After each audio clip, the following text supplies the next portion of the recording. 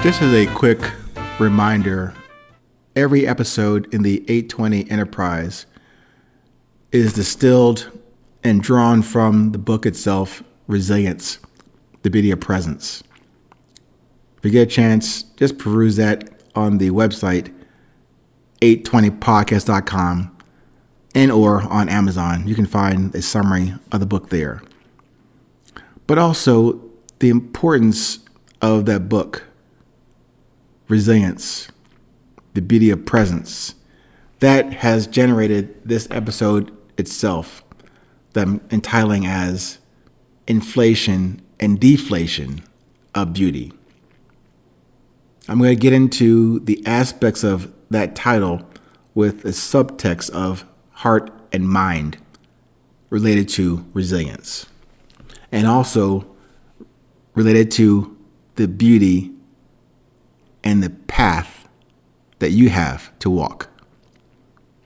So when I talk about resilience, of course, that basic model is having more courage than vanity, or more courage than arrogance in whatever you do, whatever drives you. It also lays upon or rests upon that baseline model of not just what drives you, but the underlying infrastructure of your desire, discipline, and drive. That helps me to relate to you my perspective about defining your beauty to you and your beauty for you, your beauty according to you, not according to anyone else.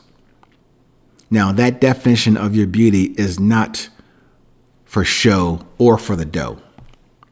It's for the matter and the essence and from the substance of you.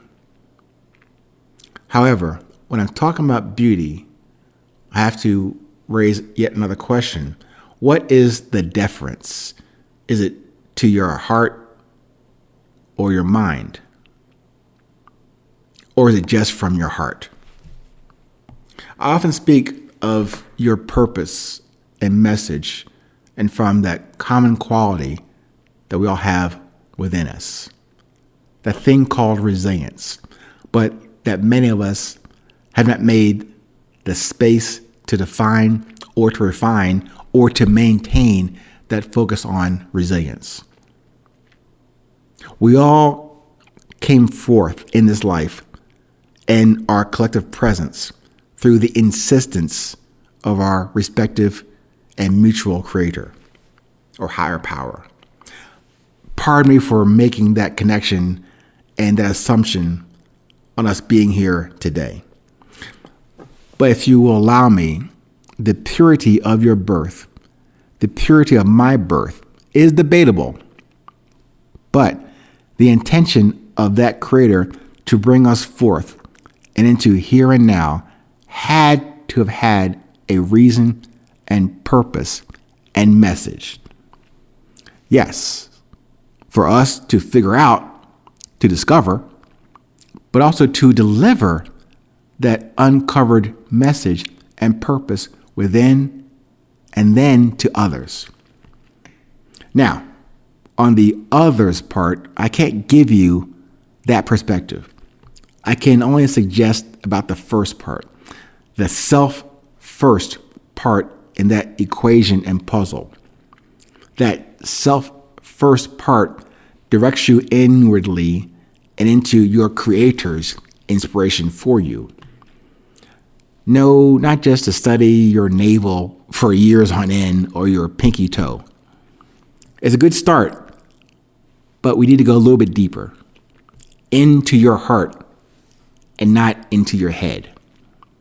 That location in your physical infrastructure also represents the gateway to your spiritual infrastructure, to what is physically beyond you, but already and always available to you at your essence level.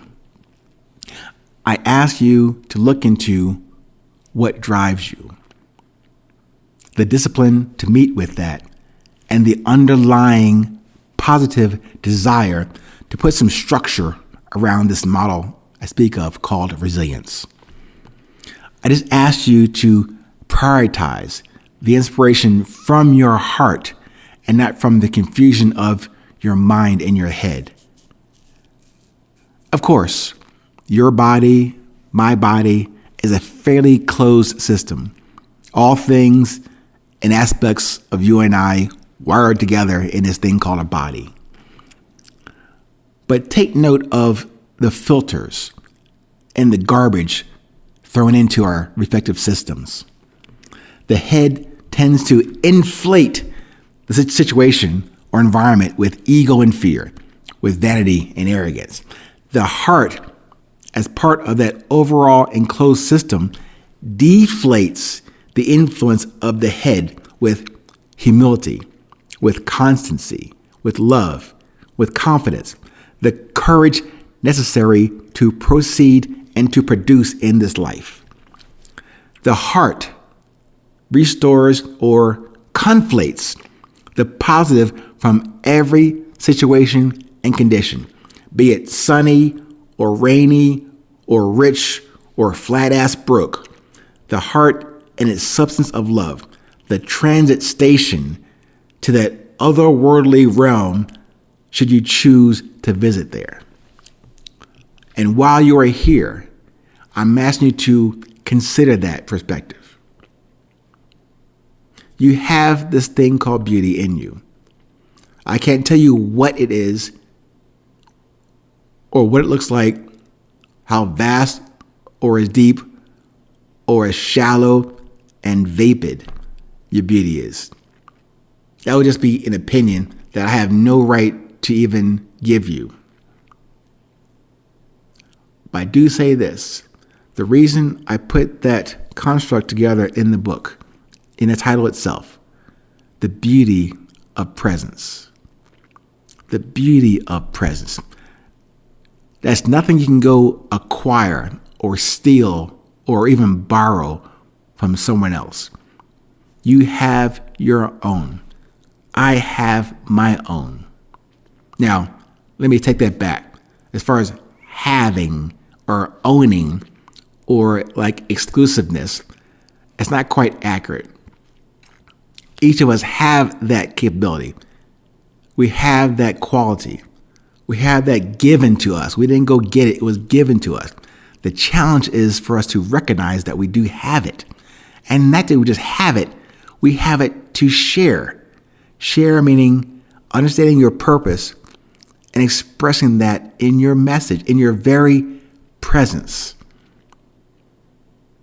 If you will go back in the annals of the 820 Enterprise, there's another episode or discussion about you must play enemy.